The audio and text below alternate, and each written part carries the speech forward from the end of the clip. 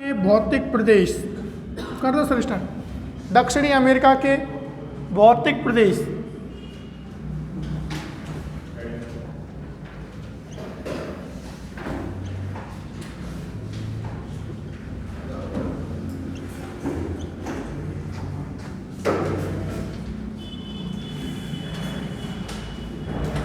ये टॉपिक डाल लो आपको, जो आपको मैप मिला है ना, उस मैप में आराम से देखना, और या तो आप ड्रॉ कर सकते हो। ये मैप मैंने बना के इसलिए दिया है कि आप इसको खुद की कॉपी में बनाएं घर जाकर, जिससे आपको पता चले कि कौन सा भौतिक प्रदेश किस स्थान पर है। देखो, मेन चीज़ तो यही है कि दक्षिणी अमेरिका जब पढ़ते हो आप, तो सबसे इम्पोर्टेंट भौतिक प्रदेश है इसमें एंडीज पर्वत। कौन सा पर्वत? एंडीज पर्वत। ये आपका एंडीज पर्वत ऐसे चलता है। पहले तो ये बताओ दिशा कौन सी है? ये दिशा कौन सी है? इधर आपका कौन सा महासागर है? प्रशांत महासागर।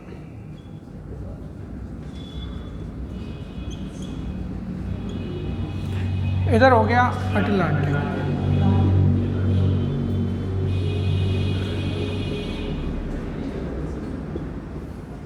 ये चीज़ आप नक्शे में नोट कर लेना, उसमें लिख नहीं रहा है तो आप ये चीज़ नोट कर लेना। ये जो श्रेणी है,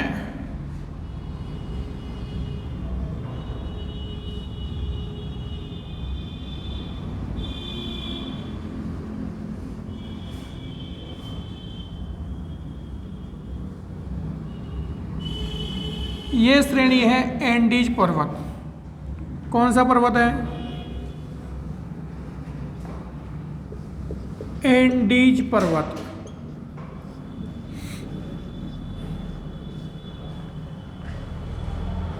एंडीज पर्वत विश्व का सबसे लंबा पर्वत है, जबकि ऊंचाई की दृष्टि से हिमालय पर्वत के बाद दूसरे नंबर का सबसे ऊंचा पर्वत है।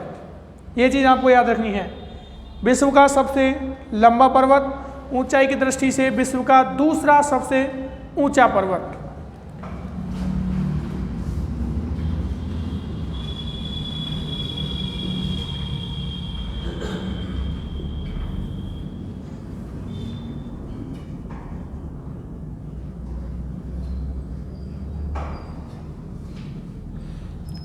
ठीक है, एंडीज पर्वत के साथ में ही आपको इस स्थान पर अटाकामा मरुस्थल, देखो यहाँ पर मरुस्थल मिलेगा आपको, अटाकामा मरुस्थल।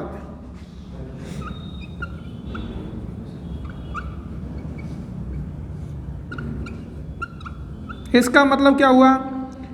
अटाकामा मरुस्थल एंडीज पर्वत के पश्चिम की तरफ है। किस दिशा में है? पश्चिम में। ये जो अटाकामा मरुस्थल है, इसी स्थान पर यहाँ एक दूसरा मरुस्थल है जिसका नाम है पैटागोनिया का मरुस्थल। लिखा हुआ है क्या? मरुस्थल भी लिखा हुआ होगा।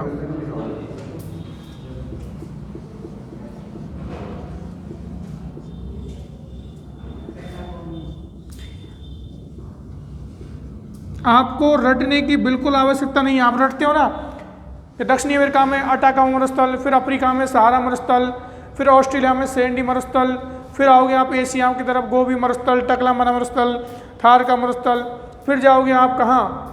उत्तरी अमेरिका में सोनोरान, मोजाम्बे मरुस्थल। ऐसे रटने की जरूरत नहीं है। हर महाद्वीप में जो मरुस्थल आ रहा है उसको वहीं रटो। दो मरुस्थल हैं, अटाकामा मरुस्थल और पैटागोनिया मरुस्थल। ये आपके ब्राजीलियन उच्च भूमि है।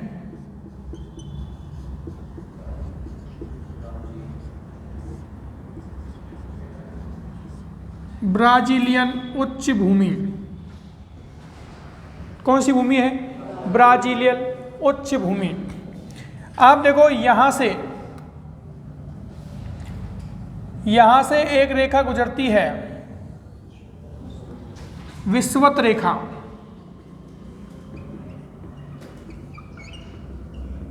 कौन सी रेखा? विषुवत रेखा, और यहाँ से जो रेखा गुजरती है वो कौन सी है? मकर रेखा।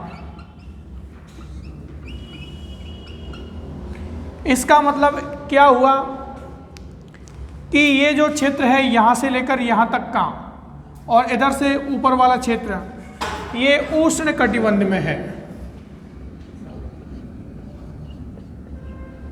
किस में है? उष्ण कटिबंध में है। ये चीज आपको याद रखनी है। किस कटिबंध में है? उष्ण कटिबंध में। आप देखो इस स्थान पर, आप इस स्थान को देखो और इस स्थान पर, यहाँ पर बहुत बड़े बड़े वन मिलते हैं। यहाँ पर अगर आप बात करोगे तो यहाँ पर देखो, आपको एक दो चीज़ें समझो इसमें। ये जो वन है या फिर वनस्पति है वो लानोज कहलाती है।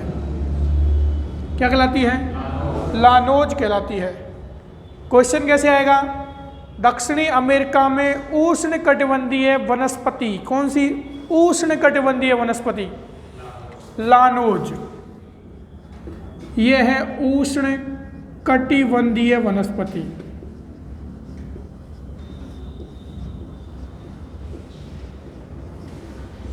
यही चीज इंपॉर्टेंट है इसकी। ये वनस्पति तो है लेकिन कौन सी है? उष्ण कटिबंधीय वनस्पति है। आप देखो एक वनस्पति यहां मिलेगी,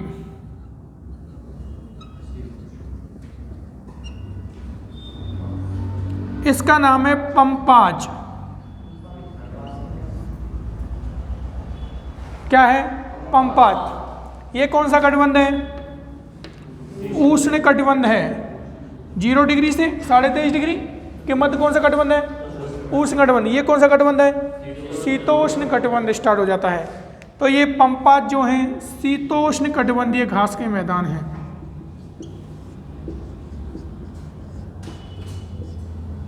कौन से कटिबंधीय हैं? शीतोष्ण कटिबंधीय घास के मैदान हैं। ये दोनों चीज आपको क्लियर हुई कि नहीं हुई?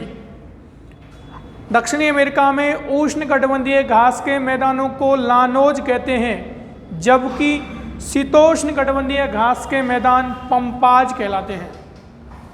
आपके मिलान आता है कई बार, एक तरफ पंपाज आ गया, लानोज आ गया, एक तरफ क्षेत्र आते हैं। ऐसे क्वेश्चन ज़्यादा आते हैं आरएस में। आप देखो ये पूरा विषुवत रेखा के आसपास का क्षेत्र है। मैं अगर बताऊं आपको तो ये और ये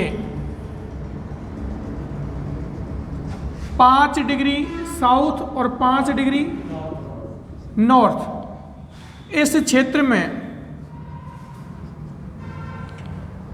अमेजन बेसिन मिलते हैं। अमेजन बेसिन का क्षेत्र है जिन्हें सेलवाज कहा जाता है।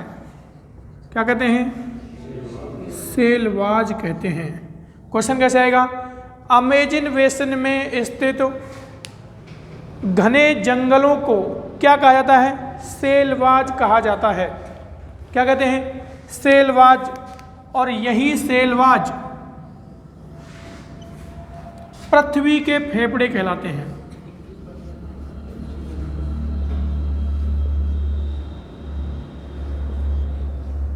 एक चीज और बता दूं आपको मैं, आरएस के पेपर में कभी भी आपसे डेटा नहीं पूछा जाता। ये आप पुराने पेपर उठा के देखना। मैं क्या कह रहा हूं आपसे? आरएस के पेपर में डेटा नहीं पूछा जाता। आरएस के पेपर में हमेशा विश्लेषणात्मक क्वेश्चन आते हैं। आपसे कभी भी ये नहीं पूछेगा कि सेलवाज वनों का क्षेत्रफल कितना है, कभी भी नहीं पूछेगा। यहाँ ये पूछेगा कि इसको पृथ्वी के फेफड़े क्यों कहते हैं। 2 नंबर का क्वेश्चन मेंस में हो सकता है। या दक्षिणी अमेरिका में विषुवत रेखा के आसपास घने जंगल और वनस्पति मिलती है जिसे किस नाम से जाना जाता है? सेलवाज। 3 वनस्पति आ गई यहाँ पर अभी, सेलवाज आ गई, लानोज आ गई और पंपाज आ गई। इधर और आप देखो इस स्थान पर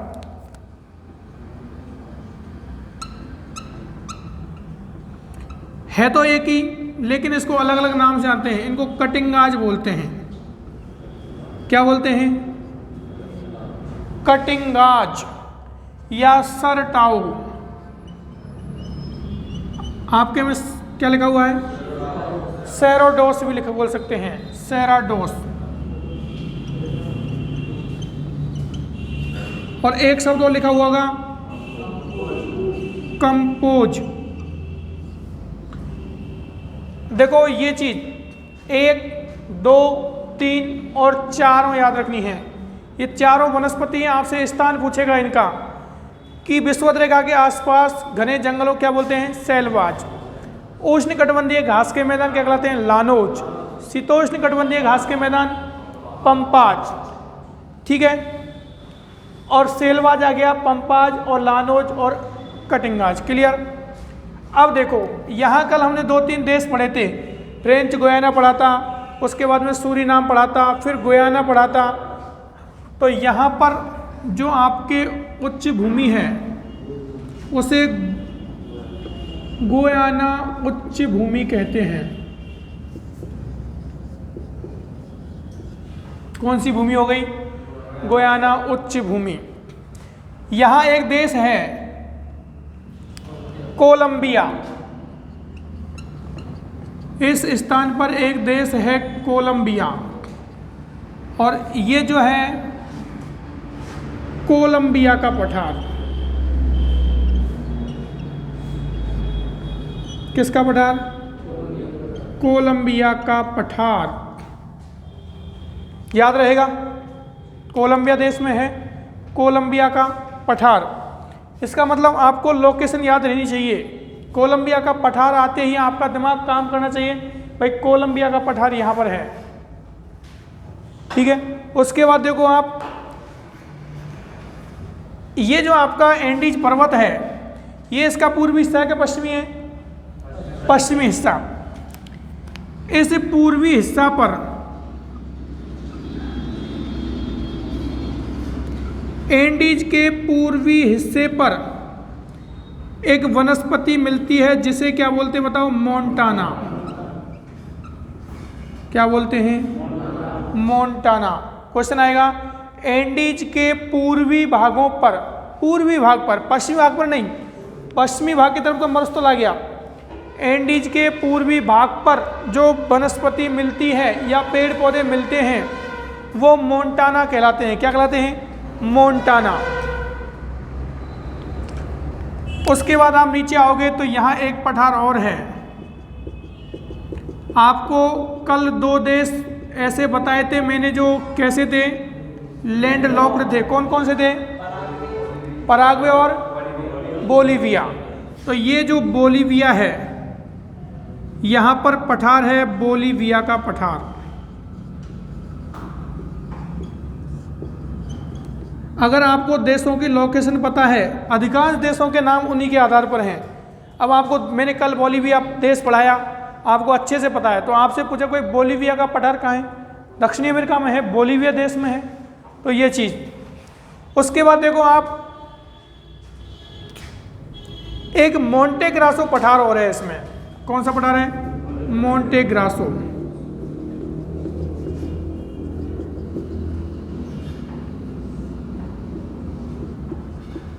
मोंटेग्रासो पठार।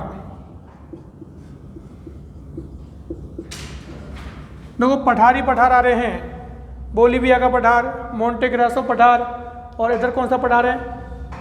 ये कोलंबिया का पठार। 3 पठार हो गए। उसके बाद देखो आप, जो पैटागोनिया मरुस्थल है वहीं पर पैटागोनिया पठार भी है।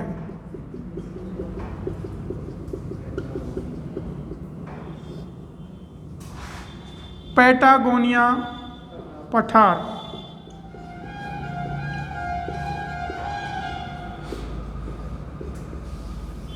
कौन सा पठार? पैटागोनिया पठार। अब आप देखो इसमें छोटी छोटी पर्वत श्रृंखलाएं और दे रखी हैं। एक चीज़ और बता दूं, ये जो आपका एंडीज पर्वत है, एंडीज पर्वत, इस एंडीज पर्वत को स्पेनिश भाषा में, किस भाषा में? स्पेनिश भाषा में कॉर्डिलेरा कहते हैं। कॉर्डिलेरा। जिसका अर्थ होता है पर्वतों की श्रृंखला। क्या अर्थ होता है? पर्वतों की श्रृंखला। कॉर्डिलेरा शब्द किस भाषा का है? स्पेनिश भाषा का है। अर्थ क्या है? पर्वतों की श्रृंखला। ये जो आपकी एंडीज पर्वतमाला है, इस पूरी को कॉर्डिलेरा कहा गया है। क्या कहते हैं? कॉर्डिलेरा कहा गया है। अब आप बोलो, लेकिन इसमें दो चीजें हैं। इस कॉर्डिलेरा को भी इन्होंने दो भागों में बांटा है। कितने भागों में? दो भागों में। पश्चिमी को आप वो चीज देखो, पहले नाम देखो जो वास्तव में जो नाम है। एक तो है ओरिएंटल और एक ऑक्सीडेंटल। कई बार आ जाता है ओरिएंटल और ऑक्सीडेंटल क्या है? ओरिएंटल और ऑक्सीडेंटल क्या है? तो आपको लिखना है दक्षिणी अमेरिका में स्थित एंडीज पर्वत को, जो एंडीज पर्वत जो पर्वतों की श्रृंखला है, उन्हीं को ऑक्सीडेंटल और ओरिएंटल कहा जाता है। ठीक है। ये जो आपका पूर्वी भाग है उसे तो क्या कहेंगे? ओरिएंटल। और पश्चिमी भाग कहलाएगा ऑक्सीडेंटल। वो मैं लिखा दूंगा आगे। एक चीज और, इससे जो आपका पर्वत है, कौन सा? एंडीज पर्वत, इसकी सबसे ऊंची चोटी है एकांकगुआ। कौन सी चोटी है? एकांकगुआ। और ऊंचाई है 6960 मीटर। अब आपको इसके संदर्भ में एक चीज याद रखनी है। ये जो एकांकगुआ चोटी है वो दो देशों की सीमा पर है, चिली और अर्जेंटीना। किस किस की सीमा पर है? चिली और अर्जेंटीना। लेकिन यह चोटी मुख्यतः अर्जेंटीना में स्थित है। किस में स्थित है? अर्जेंटीना में। अगर क्वेश्चन आ जाए कि एकांक दक्षिणी अमेरिका की सबसे ऊंची चोटी किस देश में स्थित है, तो आपको उत्तर अर्जेंटीना करना है। एकांकगुआ किस में है? अर्जेंटीना में। अधिकांश हिस्सा अर्जेंटीना में है, बाकी थोड़ा बहुत चिली में है। अगर आ जाए और दोनों ऑप्शन में आ जाएं, अर्जेंटीना चिली की सीमा पर, चिली अर्जेंटीना, जैसे एक में तो आ जाए अर्जेंटीना और चिली की सीमा पर। एक ऑप्शन तो ये हो, एक हो चिली, एक हो अर्जेंटीना, एक हो इनमें से कोई नहीं, तो अर्जेंटीना और चिली की सीमा पर उत्तर सही होगा। ऊंचाई आपको देख ली 6960 मीटर। ये किस पर है? अर्जेंटीना और चिली में। यहाँ तक आपको कोई समस्या तो बताओ। हाँ बिल्कुल, सबसे ऊंची चोटी है इसकी है। आप देखो एकांकगुआ। अब आपको एक चीज और बता दूं कि इसका जो सबसे यहाँ पर एक दर्रा भी है, उस्पा लाटा दर्रा।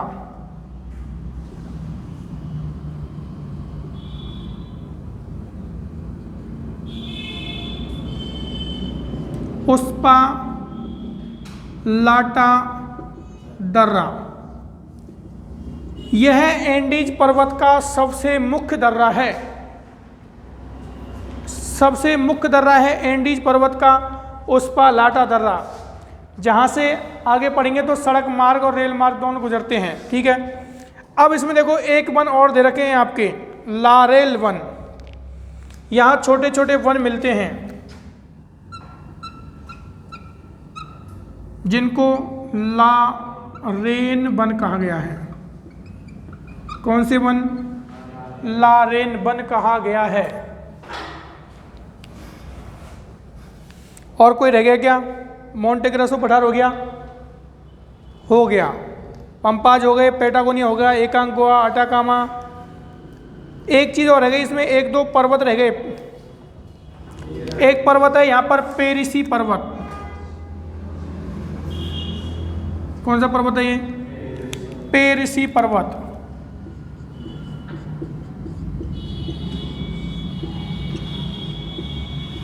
एक पर्वत यहाँ पर है, कौन सा है?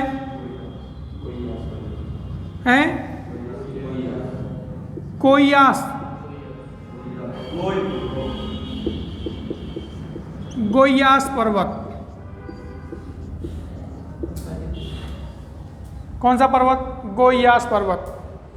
ये आपको देखो, इनमें आपके बहुत सारे क्वेश्चन बन चुके हैं। कौन कौन से क्वेश्चन बन चुके हैं? एंडीज पर्वत दक्षिणी अमेरिका के पश्चिमी भाग की तरफ है। दूसरा, विश्व का सबसे लंबा पर्वत है। दूसरा, विश्व का दूसरे नंबर का सबसे ऊंचा है। सबसे ऊंची चोटी एकांगुआ हो गई। यहाँ पर छोटे छोटे घास के मैदान जो पूर्व की तरफ में मोन्टाना कहलाते हैं। सेलवाज, कटिंगाज, पंपाज और लानुज। जब भी क्वेश्चन आएगा आप पक्का मानो ये मैंने जो गोले कर दिए यहाँ से क्वेश्चन आएगा।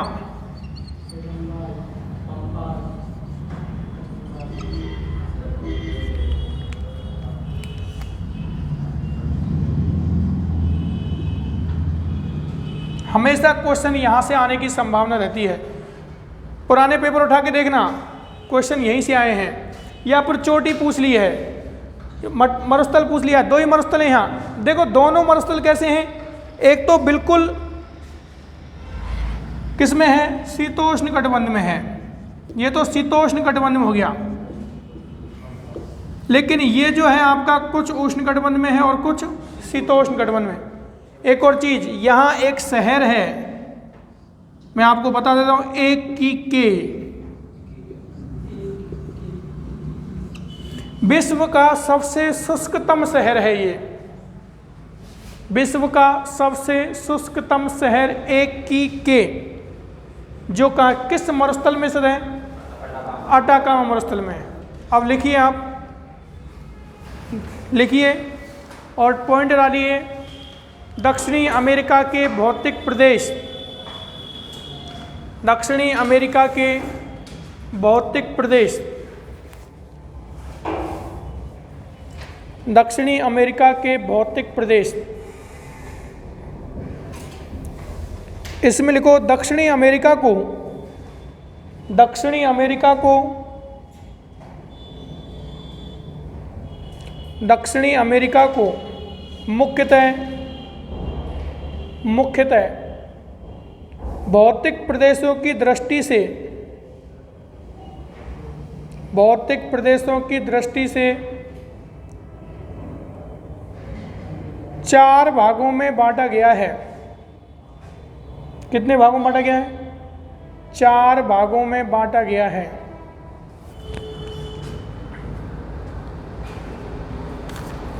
पहला नंबर डालो, पर्वतीय क्षेत्र, पर्वतीय क्षेत्र। उसके बाद में पूर्वी उच्च भूमि, दूसरा नंबर का पूर्वी उच्च भूमि।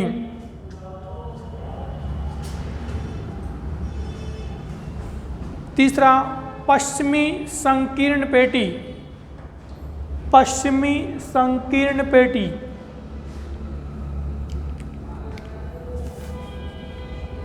और उसके बाद डालना है, पश्चिमी संकीर्ण का मतलब छोटी पेटी। उसके बाद डालना है लास्ट, नदी बेसिन या मैदानी प्रदेश, नदी बेसिन या मैदानी प्रदेश।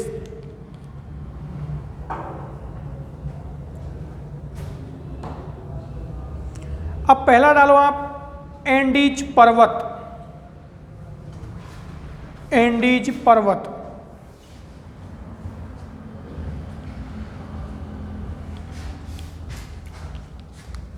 लिखो एंडीज शब्द स्पेनिश भाषा का शब्द है, ये लिखा हुआ है इधर।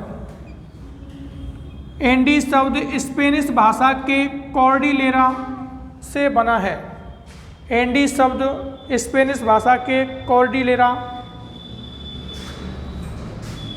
एंडीज शब्द स्पेनिश भाषा के कॉर्डिलेरा से निर्मित है। मतलब इसका भावार्थ है, मतलब एंडीज को स्पेनिश भाषा में क्या कहते हैं? कॉर्डिलेरा। और जिसका नीचे लिखो कॉर्डिलेरा का अर्थ, कॉर्डिलेरा का अर्थ पर्वतों की श्रृंखला है। कॉर्डिलेरा का अर्थ पर्वतों की श्रृंखला है।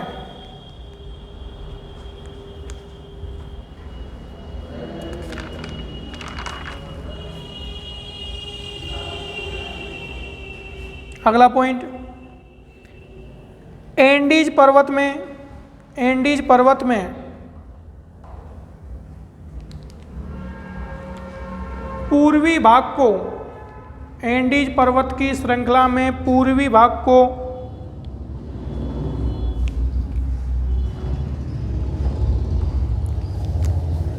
ओरिएंटल, पूर्वी भाग को ओरिएंटल, जबकि पश्चिमी भाग को ऑक्सीडेंटल कहा जाता है, ऑक्सीडेंटल कहा जाता है।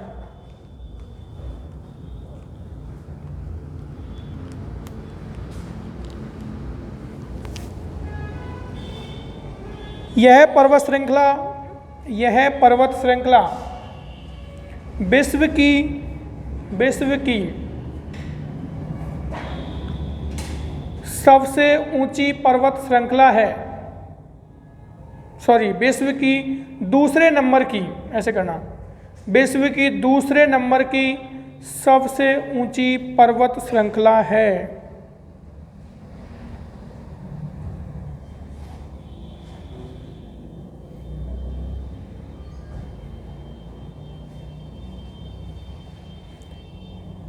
इस पर्वत श्रृंखला की सबसे ऊंची चोटी एकांक गुहा है।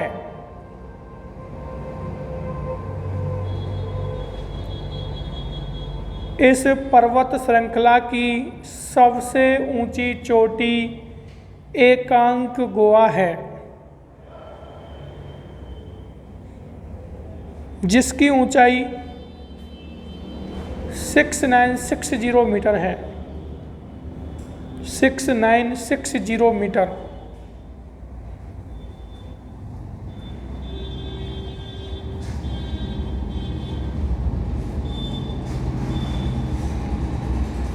उसके बाद लिखो, यह पर्वत श्रेणी विश्व की सबसे लंबी पर्वत श्रृंखला है। यह पर्वत श्रेणी विश्व की सबसे लंबी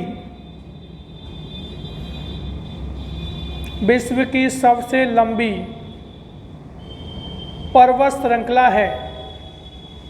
लगभग 7000 किलोमीटर लंबी है ये। कितने किलोमीटर लंबी है? 7000 किलोमीटर लंबी है लगभग।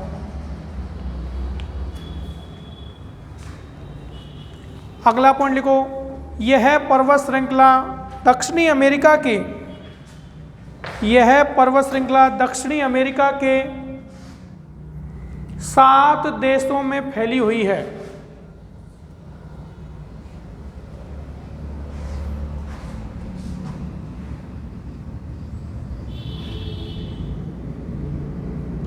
कितने देशों में? 7 देशों में फैली हुई है।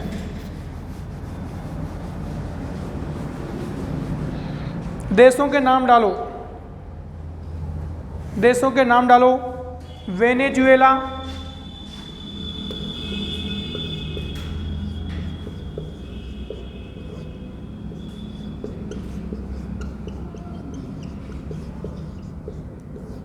वेनेजुएला के बाद में डालो कोलंबिया,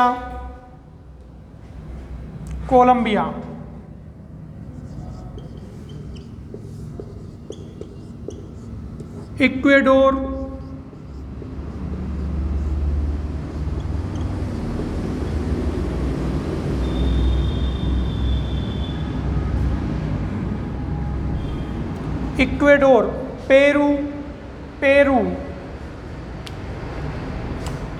पेरू के बाद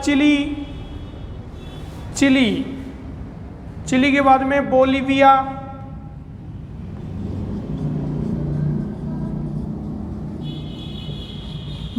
के बाद में अर्जेंटीना।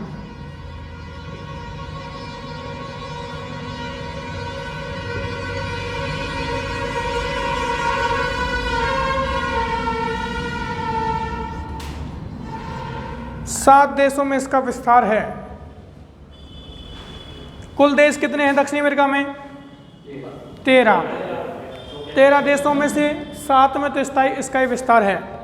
देखो ये आपका सबसे ऊपर कौन सा है, ये आपका वेनेजुएला हो गया, उसके बाद में ये दूसरे नंबर पर कोलंबिया हो गया, तीसरे नंबर पर इक्वाडोर, 4 नंबर पर पेरू, 5 नंबर पर कौन सा है, ये चिली हो गया, ये पूरा चिली है।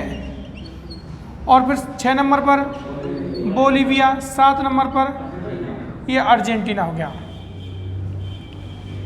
तो कितने देशों में विस्तार है, 7 देशों में। अगला पॉइंट लिखो, इस पर्वत श्रृंखला का निर्माण, इस पर्वत श्रृंखला का निर्माण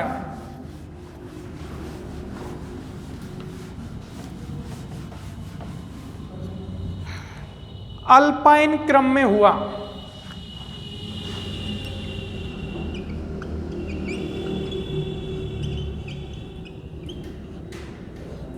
किस क्रम में हुआ, अल्पाइन क्रम में हुआ। देखो अब तक पूरे विश्व में 4 पर्वत निर्माणकारी हलचलें हुई हैं, केवल 4। जितने भी पर्वत बने हैं संपूर्ण विश्व में वो 4 हलचलों से बने हैं। कितने हलचलों से, 4। चर्नियन, कैलिडोनियन, हर्सिनियन और अल्पाइन। मैं लिख देता हूं, आप नोट करो।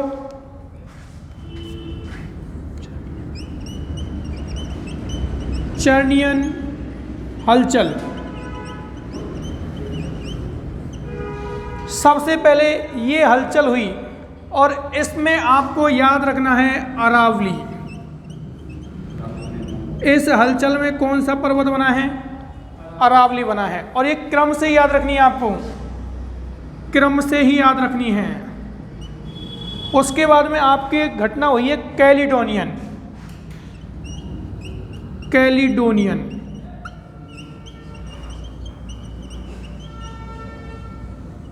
कौन सी घटना है, कैलिडोनियन घटना हुई है। उसके बाद में हर्सिनियन,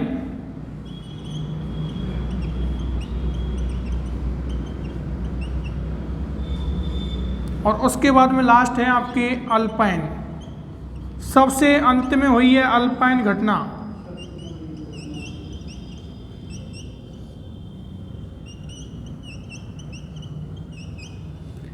पिछली बार कॉलेज लेक्चरर में इनका क्रम पूछा गया था।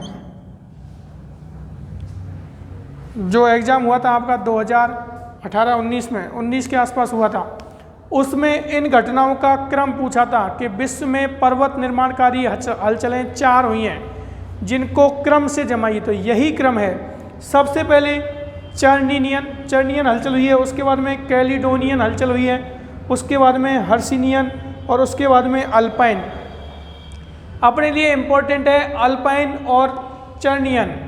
चर्नियन में अरावली बना है, जब अरावली पढ़ोगे। अल्पाइन में कौन कौन बने हैं, एंडीज, रॉकीज, आल्पस, हिमालय। लिख लो, क्या, कुनलुन-सान।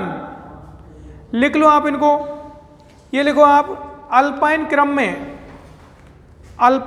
में नवीन वलित पर्वतमालाओं का निर्माण हुआ है। अल्पाइन क्रम में, ये लिख ली, क्रम से लिख ली ना, ये क्रम से ऐसे लिख ली ना। तो नीचे लिखो, अल्पाइन क्रम में नवीन वलित पर्वतमालाओं का निर्माण हुआ है।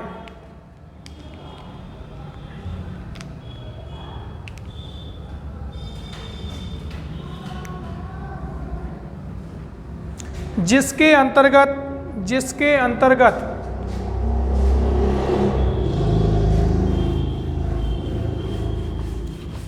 हिमालय पर्वत,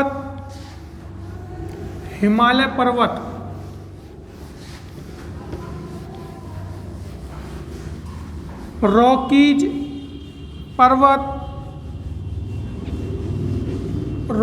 पर्वत,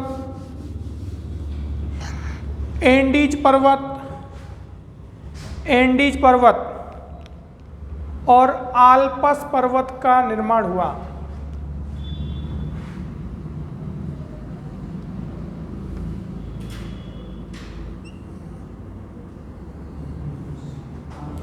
ये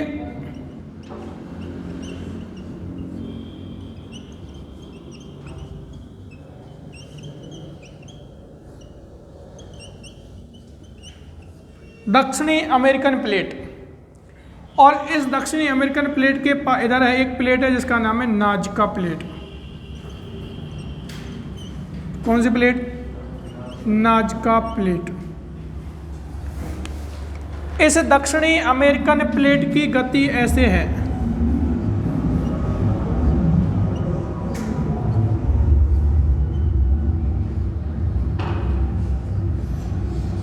जब ये प्लेट इस प्लेट नाजका प्लेट से जाके टकराई, इस प्लेट से टकराई तो इनके बीच में जो मलबा था वो क्या हो गया? बलय के रूप में जमा हो गया, और यही पर्वत क्या बना? एंडीज पर्वत। क्या बना? एंडीज पर्वत बना। नाजका प्लेट और दक्षिणी अमेरिकन प्लेट जब दोनों टकराई तो इनके बीच में जो, जैसे अपने हिमालय बना है, आपको बताया जब आपने वेगनर का महाद्वीपीय विस्थापन सिद्धांत पढ़ा तो आपने देखा दक्षिणी अमेरिका और उत्तरी अमेरिका पश्चिम की तरफ खिसक रहे थे, यूँ देखा था हमने। जब ये खिसक रहे थे तो ये नाजका प्लेट से जाकर टकराया, दक्षिणी अमेरिका नाजका प्लेट से टकराया तो बीच में जो क्षेत्र था वो क्या हो गया? बलय के रूप में हो गया, और वही क्या बना? एंडीज पर्वत। तो यही नोट डाउन करिए कि एंडीज पर्वत का निर्माण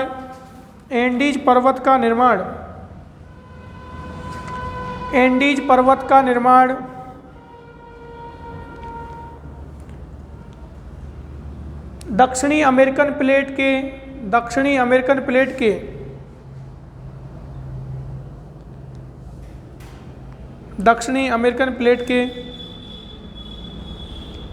और नाजका प्लेट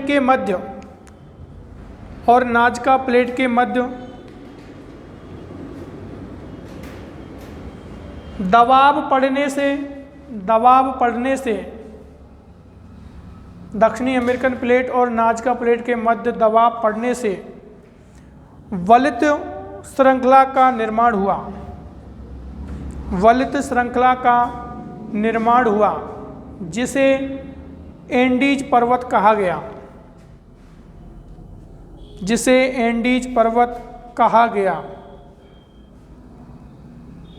यह घटना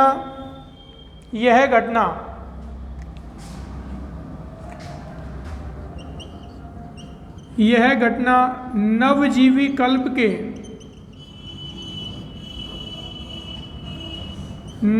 महाकल्प के टर्शियरी काल में हुई है।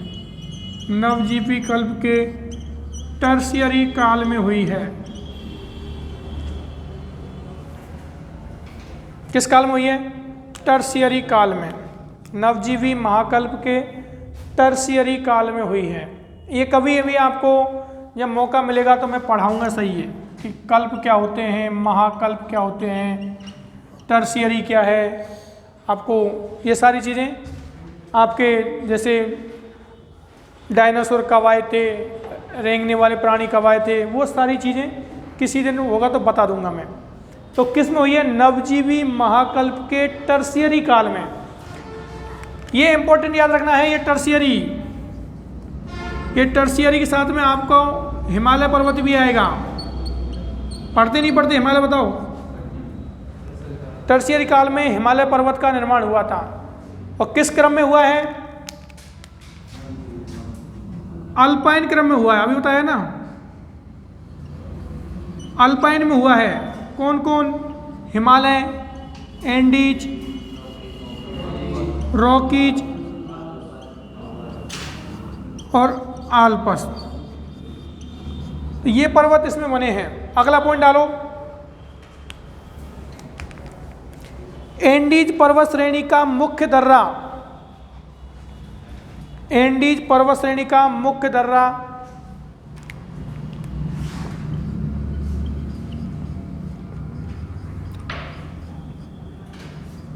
उस्पालाटा दर्रा है,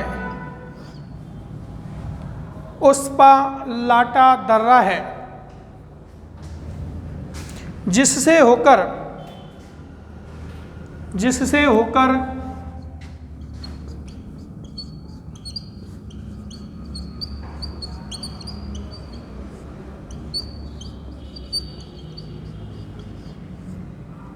ट्रांस इंडियन, इंडियन करना है, इंडियन नहीं है, इंडियन है, ट्रांस इंडियन रेल मार्ग गुजरता है।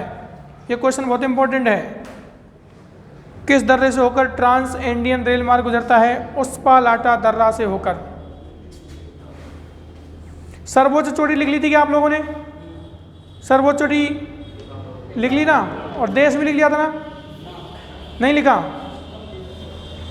अरे मैं कह रहा हूँ सर्वोच्च चोटी लिखी थी एकांगुआ, उसको देश लिख लिया था, किस देश में स्थित है? वहीं लिख लेना, अर्जेंटीना लिख लेना उसमें। हाँ, एकांगुआ लिखने, चिली और अर्जेंटीना की सीमा पर लिख लेना, Chile dash Argentina, Chile dash Argentina.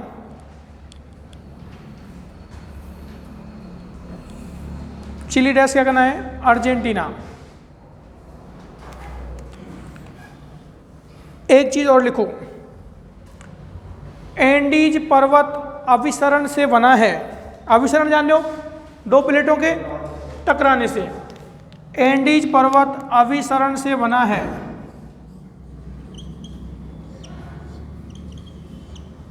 जिसके कारण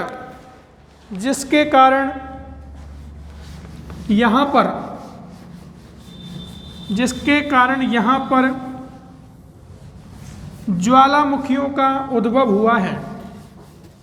भाई दो चीज टकराएंगी तो आपको जब बताया था ज्वालामुखियों का उद्भव हुआ है।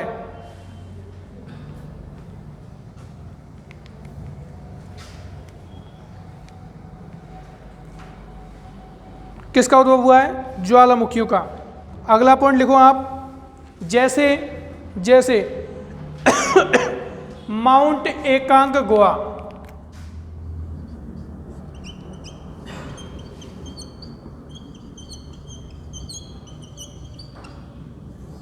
माउंट एकांगगुआ,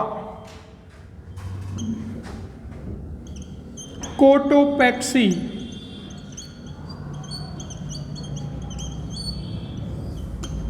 कौन सी? कोटोपैक्सी। और एक और है चिम्बेराजो।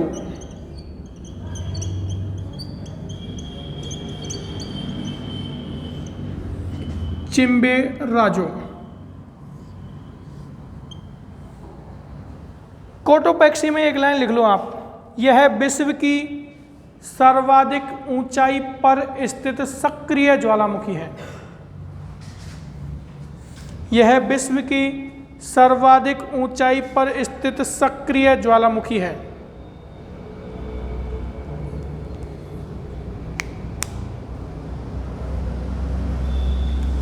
अगला शब्द डालो मोंटाना। जब ज्वालामुखी पढ़ेंगे ना हम, ज्वालामुखी 3 प्रकार के होते हैं। जब सारी ज्वालामुखी पढ़ लेंगे कौन सा ज्वालामुखी कहाँ है, सक्रिय है या मृत है या सुसुप्त है, उसके बाद शब्द डालो मोंटाना।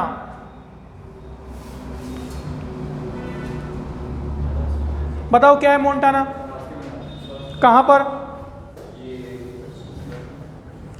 एंडीज पर्वत के पूर्वी ढालों पर।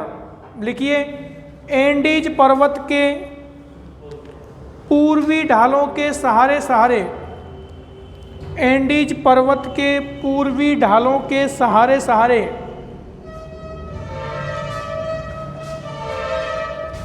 जो वनस्पति मिलती है, ये अपना एंडीज पर्वत है। इस एंडीज पर्वत के पूर्वी ढाल के सहारे जो वनस्पति मिलती है वो मोंटाना कहलाती है।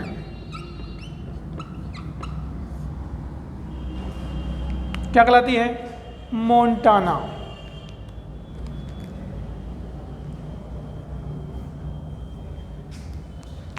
उसके बाद डालो बोलीविया पठार। किस देश में है? बोलीविया में है। डालो बोलीविया पठार।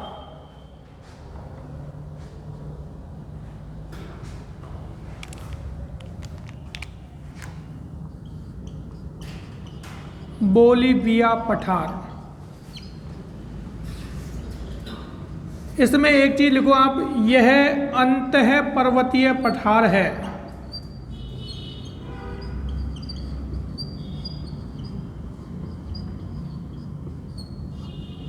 यह अंतः पर्वतीय पठार है, मतलब दो पर्वतों के मध्य।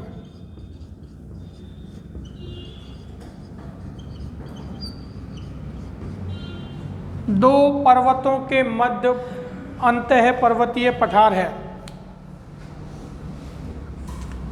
अगला, यह बोलीविया देश में स्थित है। यह बोलीविया देश में स्थित है।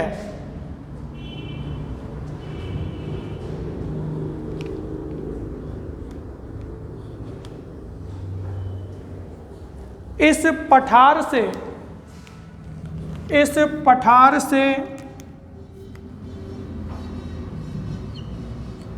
टिन का उत्पादन होता है। इस पठार से टिन का उत्पादन होता है। कई बार ऐसे क्वेश्चन आते हैं, एक तरफ पठार एक तरफ खनिज। मुख्य पठार दे दिए चार बढ़िया जो आपके बहुत इंपॉर्टेंट हैं, जैसे आपका बोलीविया, और एक तरफ क्या दे दिए, खनिज दे दिए कि किस पठार से कौन सा खनिज निकलता है। तो कौन सा निकलता है, टिन। यहाँ एक खान है जो बहुत प्रसिद्ध है, कैटावी खान। लिखो, कैटावी खान टिन उत्पादन के लिए प्रसिद्ध खान है। जैसे अपने जावर प्रसिद्ध हैं राजस्थान में, ऐसे ही बोलीविया देश में कौन सी कैटावी खान प्रसिद्ध है टिन उत्पादन के लिए।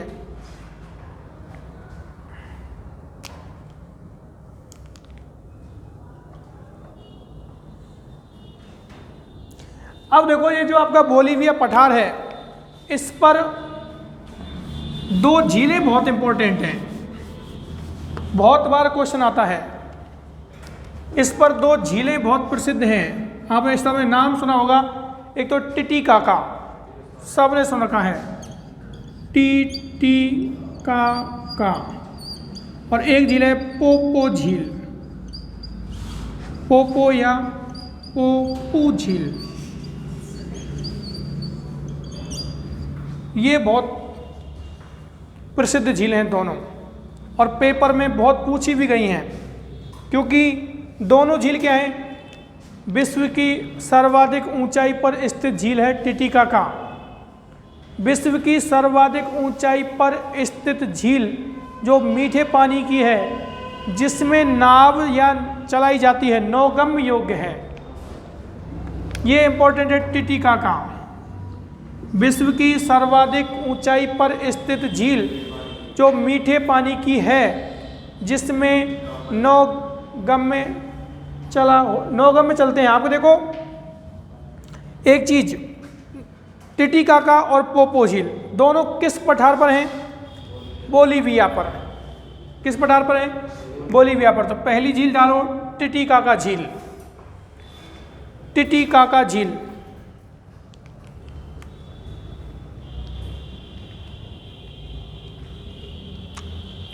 लिख लो, ताजे पानी की झील जो बोलीविया पठार पर स्थित है। ताजे पानी की झील जो बोलीविया पठार पर स्थित है।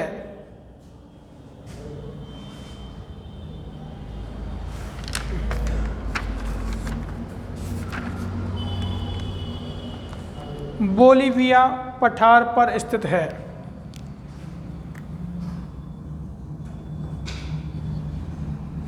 जैसे ये झील हो गई टिटिकाका, तो देखो इस झील के एक तरफ पेरू देश है।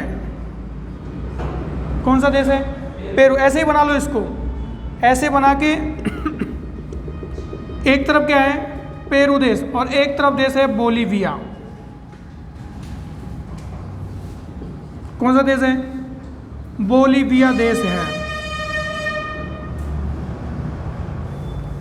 ऐसे बना लो इस झील को, एक तरफ पेरू और एक तरफ बोलीविया। क्वेश्चन आएगा, टिटिकाका झील किन दो देशों की अंतर्राष्ट्रीय सीमा बनाती है। पेरू और बोलीविया की।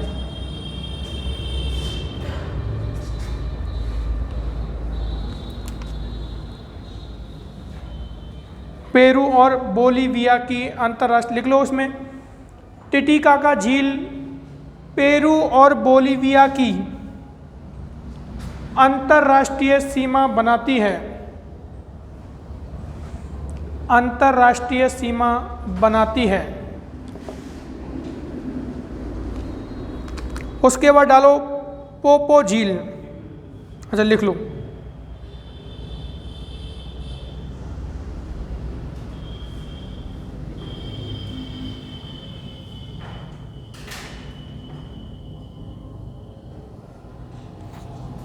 पोपो झील।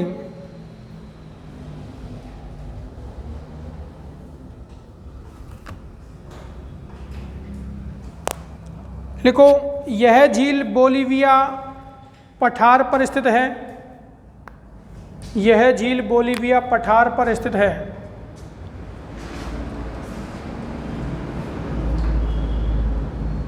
अगला पॉइंट, यह झील मत्स्य उत्पादन के लिए प्रसिद्ध है।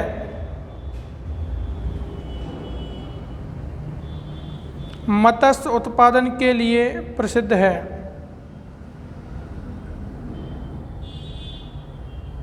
अगला पॉइंट, यह झील